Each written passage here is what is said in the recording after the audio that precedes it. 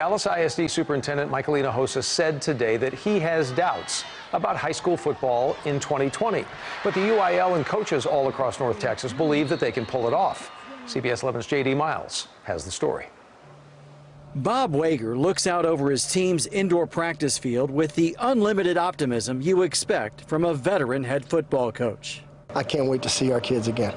The leader of Arlington Martin High School's football program for 15 years says he just ran a successful 20-day camp in June that saw more than 600 athletes training in a socially distanced environment. They're all in pods that are 5 yards apart. They never ever interact with one another.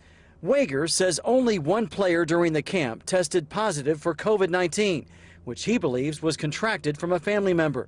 The coach says he's moving forward with no apprehension at all about whether the fall high school football season will go forward. You know, I'd like to think about walking around with a backpack full of rocks, and that's a rock that I choose not to carry. I'm going to let somebody else manage that aspect of it. The UIL released guidelines this week that allows practices on July 13th, with the message that it plans to begin fall competition seasons as scheduled on the UIL calendar.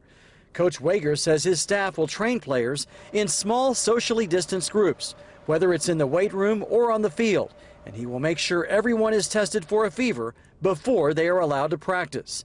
Steps he expects other schools to adopt so Friday Night Lights get to shine across Texas. It's the largest community gathering that we have, and it doesn't matter if where you go to church or what color you are or how old you are, you all root for one team, and that's a big part of our community. It's our community's greatest resource. And so from that standpoint alone, I think sports is extremely important to our society right now. When high school practices start next week, players will have to wear masks when they are not actively participating.